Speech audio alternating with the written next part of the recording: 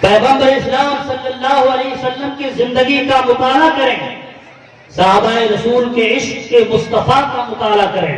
جب اللہ کے نبی صلی اللہ تعالی علیہ وسلم منبر رسول پر خطبہ دیتے تھے، جب دین کی باتیں لوگوں تک پہنچاتے تھے، تو اس وقت کیا عالم ہوتا تھا معلوم ہے آپ کو؟ صحابہ کرام جب اللہ کے نبی صلی اللہ علیہ وسلم اپنی گفتگو فرمایا کرتے تھے تو اس قدر منجمد ہو جایا کرتے تھے، اس طرح سے شور شرابہ نہیں، اس قدر منجمد ہو جایا کرتے تھے، اس قدر جم جاتے تھے، اور اس قدر سکون کے ساتھ سرکار دو عالم پیغمبر اسلام جناب محمد رسول اللہ صلی اللہ علیہ وسلم کی گفتگو کو سنا کرتے تھے۔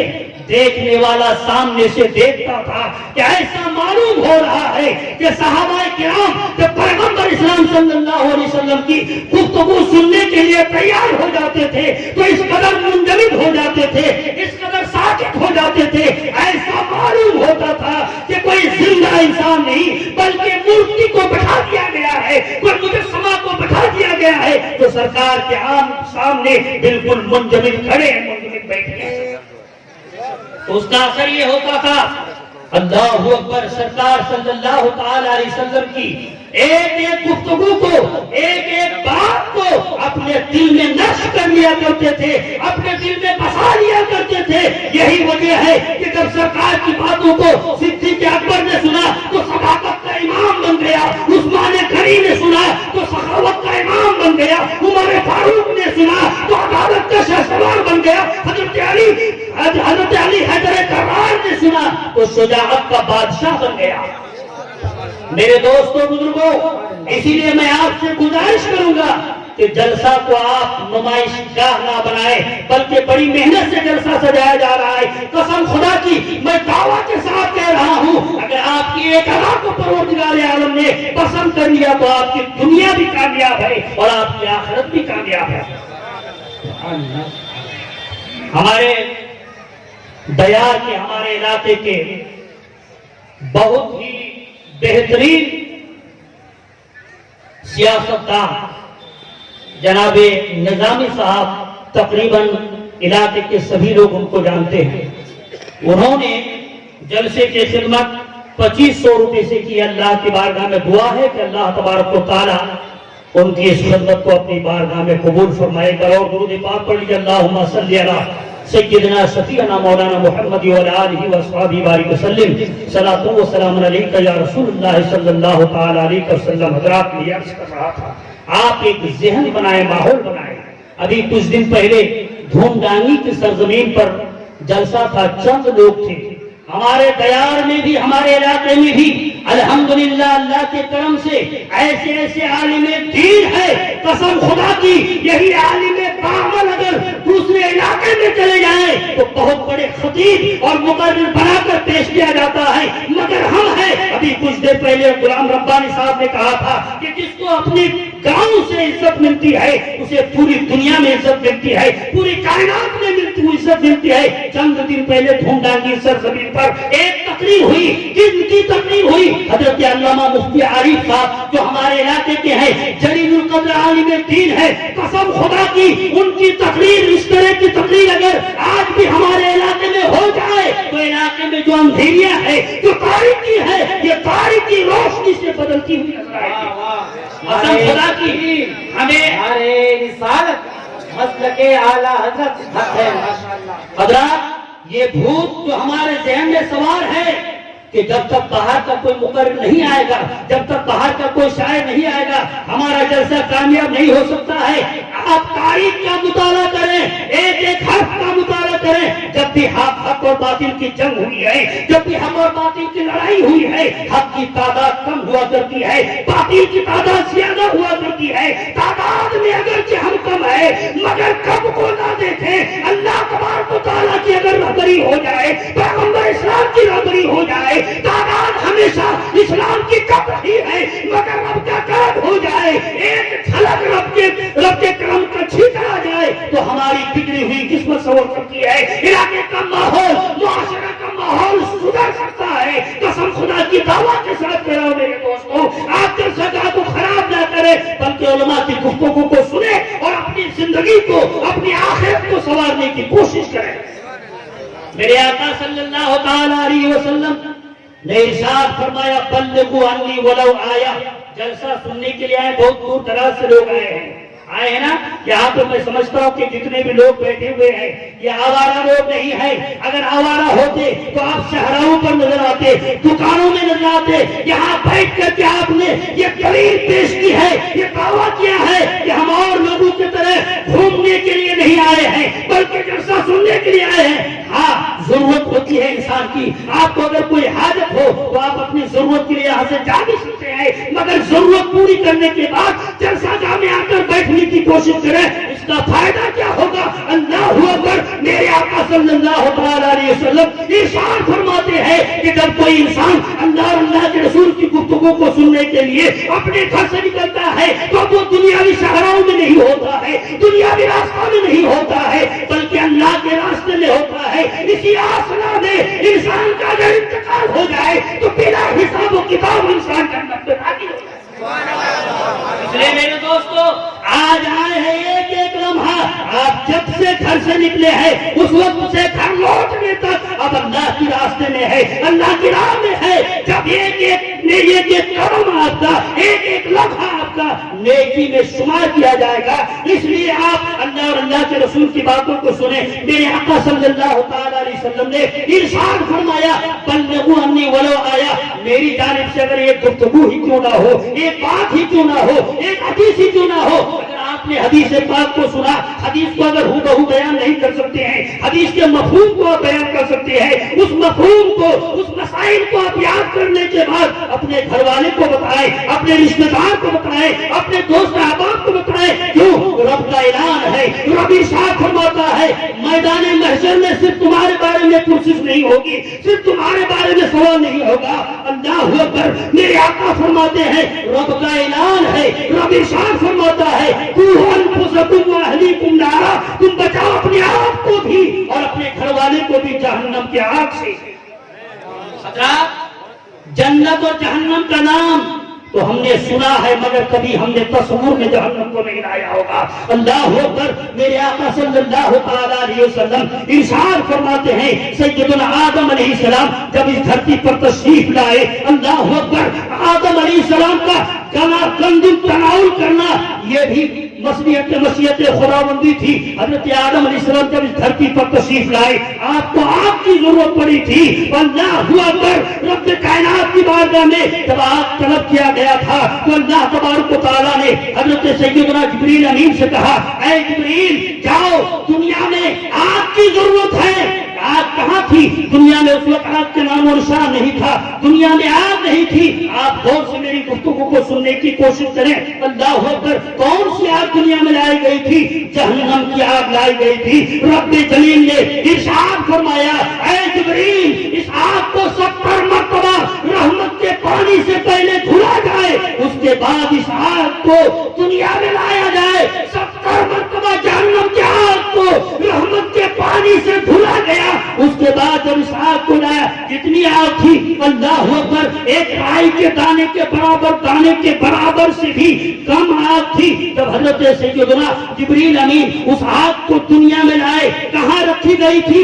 हदीस पाक में है, उस आग को पत्थर के ऊपर, पहाड़ के ऊपर रखी गई। तो पहाड़ के ऊपर जब उस आग को रखी गई, पहाड़ गलना शुरू हो गया, पत्थर गलना शुरू हो गया। हजरत जिब्रील अमीन ने कहा, ऐ परवरदिगार, दुनिया तो इस आग को बर्दाश्त नहीं कर पा रही है। अल्लाह अकबर, तेरा बंदा इस आग को कैसे बर्दाश्त कर सकता है? रब्बे कदीर ने इरशाद फरमाया, ऐ जिब्रील, दोबारा इस आग को लेके जाओ, फिर रहमत के पानी से इसे धुला जाए। इसी तरह से फिर आग को लेके गया, रहमत के पानी से फिर धुला गया। जब उस आग को पत्थर पर रखा, उस आग का असर क्या था मालूम है आपको? मेरे दोस्तों, बुजुर्गों, आज भी जब एक पत्थर को दूसरे पत्थर से टकराया जाता है, एक पत्थर को दूसरे पत्थर से मस किया जाता है, उस आग का असर इतना था कि जब एक पत्थर को दूसरे पत्थर से टकराया जाता है तो आज भी आग पत्थर से निकलना शुरू होती है। ये कौन सी आग है? ये जहन्नम की आग का असर है। मेरे दोस्तों, बुजुर्गों, क्या हमारा ये नाजुक जिस्म, क्या हमारा ये नाजुक बदन اس جہنم کی آگ کو برداشت کر سکتا ہے؟ نہیں، کبھی آپ نے جب سے شرع شام سے لے کر اب تک نعت خواں آتے ہیں، کچھ مقررین ایسے آتے ہیں جو آپ کو ہنساتے ہیں، کچھ لوگوں سے گفتگو کر رہے ہیں، کبھی آپ نے تنہائی میں اللہ کے عذاب کو، کبھی تنہائی میں جہنم کے عذاب کا تصور کر کے آپ نے آنسو بہایا ہے؟ اللہ اکبر، میدان محشر میں ایک آگ ہوگی جو امت محمدیہ کی طرف دوڑتی ہوئی نظر، امت محمدیہ کی طرف یا بندہ کی طرف وہ آگ چھلکتی ہوئی نظر آئے گی۔ اللہ اکبر، ایک پیالہ لایا جائے گا پانی کا، اور اس پیالہ کو اس آگ میں جب ڈالا جائے گا، بھڑکتی ہوئی آگ، آسمان سے جو آگ باتیں کر رہی تھی وہ آگ بجھتی ہوئی نظر آئے گی۔ میرے دوستوں بزرگوں، رب کائنات کی بارگاہ میں التجا ہوگا، اے پروردگار، یہ کون سا پیالہ ہے، یہ کون سا پانی ہے کہ یہ آگ جو آسمان سے باتیں کر رہی تھی، اس پیالہ کو جب اس آگ میں ڈالا گیا تو آگ بجھتی ہوئی نظر آ رہی ہے، یہ کون سا پانی ہے؟ رب جلیل ارشاد فرمائے گا، اے فرشتوں سنو، دنیا میں جو انسان میرے عذاب سے ڈرتا تھا، جو انسان میرے عذاب کو تصور کر کے رو رہا تھا اور اپنے آنکھ سے آنسو کا قطرہ نکالا تھا، اس آنسو کے قطرہ کو زمین پر گرنے سے پہلے میں نے محفوظ کر لیا تھا، وہی انسان کے آنسو کا قطرہ ہے کیا جہنم کی آگ میں ڈالا گیا ہے، جس کی برکت سے جہنم کی آگ بجھتی ہوئی نظر آ رہی ہے۔ میرے دوستوں بزرگوں، اگر عذاب الہی کا اور اللہ کے خوف، اللہ کے عذاب کا خوف کر کے اپنے دل میں تصور کریں گے، ایک قطرہ آنسو بھی بہا دیں گے، تو قسم خدا کی میں دعویٰ کے ساتھ کہہ رہا ہوں، جہنم کی آگ آپ کے لیے حرام کر دی جائے گی۔ درود پاک پڑھیں، اللہم صلی علی سیدنا شفیعنا مولانا محمد بارک وسلم، صلاۃ و سلام علیک یا رسول اللہ صلی اللہ تعالی علیہ وسلم۔ میرے آقا صلی اللہ تعالی علیہ وسلم جب بھی کوئی دین کی باتیں بتاتے تھے، صحابہ کرام کا یہ حال تھا۔ سیدنا صدیق اکبر رضی اللہ تعالیٰ عنہ، جن کی جنتی ہونے کی بشارت اللہ کے نبی صلی اللہ تعالی علیہ وسلم نے دنیا ہی میں عطا کر دیا تھا، صدیق کو کس چیز کا خوف تھا؟ مگر اللہ اکبر، جب جہنم کا تذکرہ ہوتا تھا، جب قبر کا تذکرہ ہوتا تھا، جب جہنم کو یاد کرتے تھے، تو سیدنا صدیق اکبر رضی اللہ تعالیٰ عنہ جس قدر آنسو بہاتے تھے، اس قدر آنسو بہاتے تھے کہ آپ کے نیش مبارک یعنی آپ کے داڑھی مبارک تر ہو جایا کرتی تھی۔ جس زمین پر سیدنا صدیق اکبر کھڑے ہو جاتے تھے، زمین تر ہو جایا کرتی تھی۔ کسی نے پوچھا، اے سیدنا صدیق اکبر، آپ کے لیے تو اللہ کے محبوب صلی اللہ علیہ وسلم نے جنتی ہونے کی بشارت دنیا ہی میں عطا کر دی ہے، پھر آپ کیوں رو رہے ہیں؟ میرے آقا صلی اللہ تعالی علیہ وسلم نے ایک مرتبہ اپنے دست مبارک سے اللہ اکبر، آقا صلی اللہ علیہ وسلم کو قیامت تک جتنے بھی لوگ، جتنے بھی آدم کے اولاد پیدا ہوں گے، قیامت تک تمام لوگوں کے اعمال کو بھی میرے آقا صلی اللہ علیہ وسلم جانتے تھے، کون جنتی ہے کون جہنمی ہے، سب میرے آقا جانتے تھے۔ اللہ اکبر، مشکاۃ شریف کی حدیث ہے، آقا دو عالم صلی اللہ علیہ وسلم نے ایک طرف ایک ہاتھ کو رکھا اور آقا نے فرمایا کہ یہ جنتی ہے، ایک طرف پھر آقا صلی اللہ علیہ وسلم نے اشارہ فرمایا کہ یہ جہنمی ہے۔ اللہ اکبر، سیدنا صدیق اکبر سے جب یہ سوال کیا گیا، اے اللہ کے سوال کیا گیا، اے صدیق اکبر، اللہ کے محبوب صلی اللہ تعالی علیہ وسلم نے تو دنیا ہی میں آپ کو جنتی ہونے کی بشارت دے دی ہے، پھر آپ کیوں ہو رہے ہیں اس قدر؟ سیدنا صدیق اکبر نے ارشاد فرمایا تھا کہ میرے آقا صلی اللہ علیہ وسلم نے جنتیوں کے بارے میں بھی فرما دیا تھا، جہنمیوں کے بارے میں بھی فرما دیا تھا۔ اسی طرح سے عالم ارواح میں حضرت سیدنا آدم علیہ السلام، مشکاۃ شریف کی حدیث ہے کہ سیدنا آدم علیہ السلام کے بارگاہ میں کچھ روحیں پیش کی گئی جو چمکدار تھی، چاند اور ستاروں کی طرح چمک رہی تھی، اور کچھ روحوں کو پیش کی گئی تھی جو بالکل تاریک اور اندھیری تھی۔ اللہ اکبر، سیدنا آدم علیہ السلام جب ان روحوں، چمکدار روحوں کی طرف دیکھ رہے تھے تو آپ مسکرا رہے تھے، اور جب ان تاریک روحوں کی طرف دیکھ رہے تھے آپ رو رہے تھے۔ اللہ اکبر، جب پوچھا گیا کہ اے آدم معاملہ کیا ہے، سیدنا آدم علیہ السلام نے ارشاد فرمایا تھا کہ مجھے جبریل امین نے بتایا ہے کہ یہ جو چمکدار روحیں ہیں، یہ جو آپ کی اولاد کے جو جنتی اولاد ہے، یہ ان کی روحیں ہیں، اور یہ جو تاریک روحیں ہیں، یہ جو اندھیری روحیں ہیں، یہ کالی ارواح ہے، یہ جہنمیوں کے ارواح ہے۔ اللہ اکبر، سیدنا صدیق اکبر رضی اللہ تعالیٰ عنہ ارشاد فرماتے ہیں، نہ جانے میں ان روح ارواح میں تھا یا ان ارواح میں تھا، اس لیے لیے میں بارگاہ پروردگار میں زیادہ تر استغفار کرتا ہوں، گر گراتا ہوں کہ اے پروردگار میرا شمار جنتی انوار میں فرما دے۔ اللہ اکبر میرے دوستوں بزرگوں، جن کی جنتی ہونے کی بشارت اللہ کے محبوب صلی اللہ علیہ وسلم نے دنیا ہی میں عطا کر دیا تھا، ان کا یہ عالم تھا کہ روتے روتے داڑیاں تر ہو جایا کرتی تھی، تو ہمیں اور آپ کو جہنم کو یاد کر کے کتنا رونا چاہیے۔ اس لیے میرے دوستوں بزرگوں، جب آپ آئے ہیں یہاں پر تو کم سے کم آقا صلی اللہ تعالی علیہ وسلم کی فرمان جب آپ تک پہنچ رہا ہے، میرے آقا صلی اللہ علیہ وسلم نے ارشاد فرمایا تھا کہ ایک زمانہ ایسا بھی آئے گا کہ دین کے کام میں بھی پیسے کی ضرورت پڑے گی۔ آج اگر بغیر شامیانہ کے، بغیر مائک کے، بغیر لائٹنگ کے اگر آپ کو بلایا جاتا تو آپ نہیں آتے۔ آنے سے پہلے انسان دیکھتا ہے کہ مجمع کیسا ہے، آنے سے پہلے دیکھتا ہے شامیانہ کیسا ہے، آنے سے پہلے دیکھتا ہے کمکمے کیسے ہیں، آنے سے پہلے پوچھتا ہے مائک کیسے ہے۔ اللہ اکبر، ان سارے انتظامات کے بعد پھر آپ کو بلایا جاتا ہے۔ یہ سارا انتظام جو کیا گیا ہے، کیوں؟ مقصد ایک ہی ہونا چاہیے، پیسہ اکٹھا کرنا مقصد نہیں، بلکہ مقصد یہ ہونا چاہیے کہ اللہ اور اللہ کے رسول کے پیغام لوگوں تک پہنچایا جائے۔ قسم خدا کی، ان سارے پورے مجمع میں ایک آدمی نے بھی آج دل سے توبہ کر دیا اور راہ راست پر آ گیا تو مولانا انوار کی ساری محنتیں بارگاہ پروردگار میں قبول ہو سکتی ہیں۔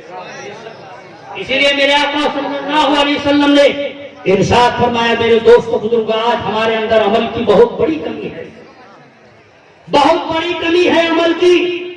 آج مسجد تو ہم بنا لیتے ہیں مگر مسجدیں ہماری نمازیوں سے خالی نظر آ رہی ہیں۔